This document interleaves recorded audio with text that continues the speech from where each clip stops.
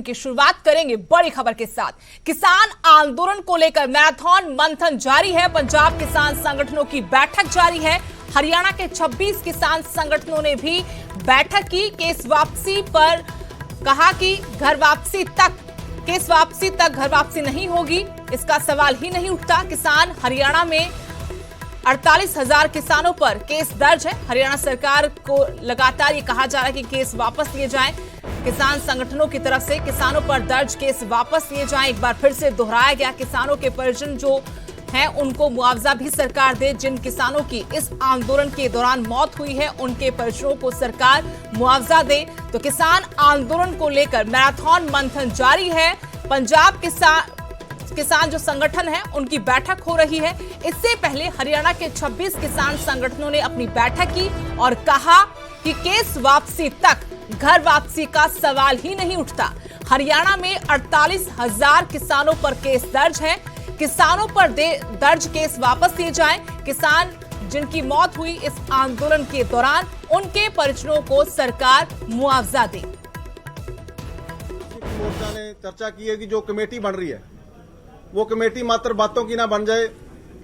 मान लो सरकार अपना पीछा ना छुड़ा जाए कमेटी बना के, बल्कि सरकार ये बताए कि ये कमेटी कानूनी रूप से गारंटी तय करे भी ये कमेटी एमएसपी को गारंटी कानून बनाएगी। ये सरकार को स्पष्ट करना होगा। और आगे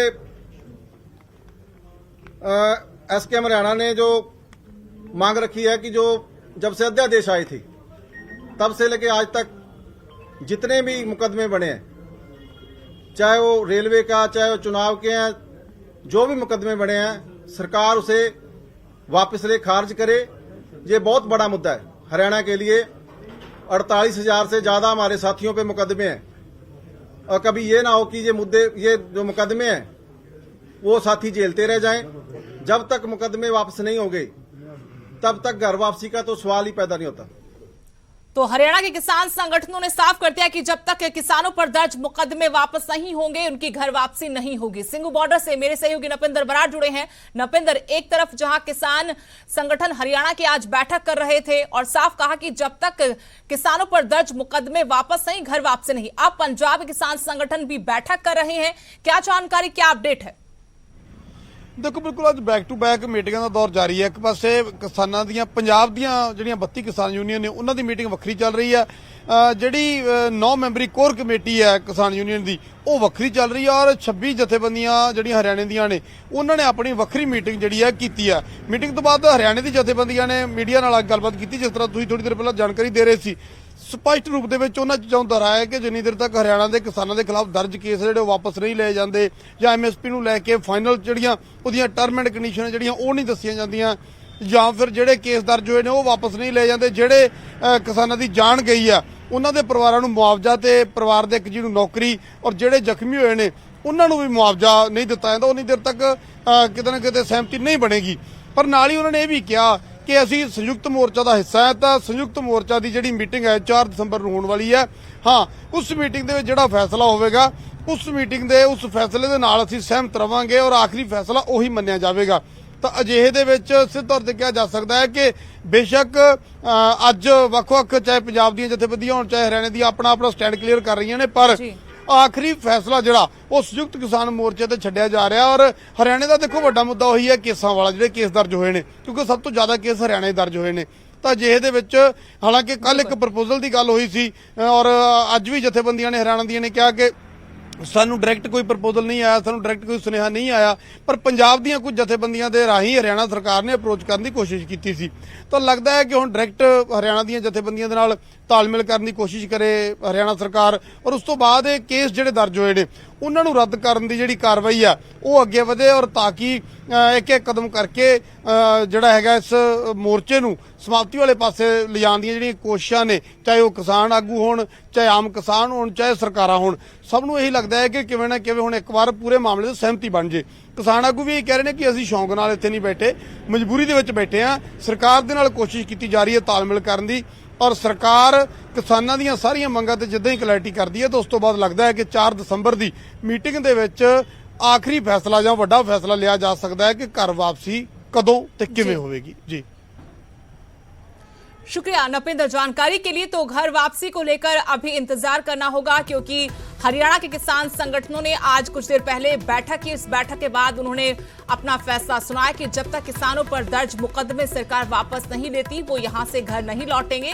उधर इस वक्त पंजाब के किसान संगठन भी बैठक कर रहे हैं और साफ तौर पर यह निकलकर सामने आ रहा है कि 4 दिसंबर को ही कुछ आखिरी फैसला होने की उम्मीद है। 4 दिसंबर को संयुक्त किसान मोर्चा की महत्वपूर्ण बैठक, और उससे पहले सरकार की भी ये कोशिश है कि किसान आंदोलन को खत्म करवाया जाए, एमएसपी समेत दूसरी मांगों पर किसानों के साथ बातचीत की जाए। लेकिन फिलहाल किसान संगठन एमएसपी और किसानों पर दर्ज मुकदमों की वापसी को लेकर अपनी मांगों पर अड़ गए हैं।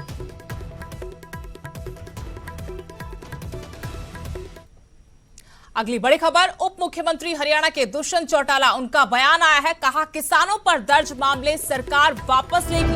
जींद में विरोध को लेकर उन्होंने कांग्रेस पर निशाना साधा। कहा विरोध करने वाले कौन हैं, ये सब जानते हैं। एक तरफ बड़ा बयान उप मुख्यमंत्री दुष्यंत चौटाला का, जिसमें कहा कि किसानों पर दर्ज मामले सरकार वापस लेगी। इससे पहले भी मुख्यमंत्री मनोहर लाल ने ये संकेत दिए थे, कहा था कि जिन किसानों पर मुकदमे दर्ज हैं, इस मामले को वो सहानुभूति पूर्वक देखेंगे।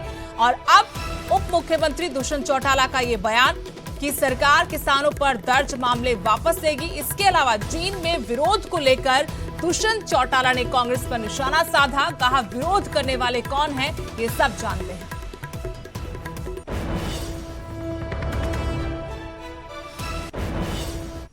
डेमोक्रेसी के अंदर राइट टू प्रोटेस्ट सबका अधिकार है, और उस चीज को देखते हुए 1 साल तक जब प्रोटेस्ट चला तो प्रधानमंत्री ने निर्णय लिया, उनको वापस किया। ये तो मैंने भी पहले दिन कहा।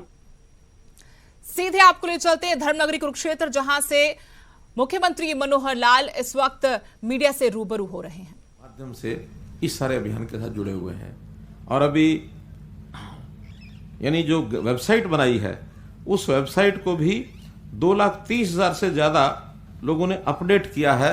38 लाख हिट्स आए हैं उसके ऊपर। अर्थात गीता का कितना लोग ग्रहण कर रहे हैं इस गीता के विषय को, ये इन आंकड़ों के माध्यम से अपने को पता लगता है।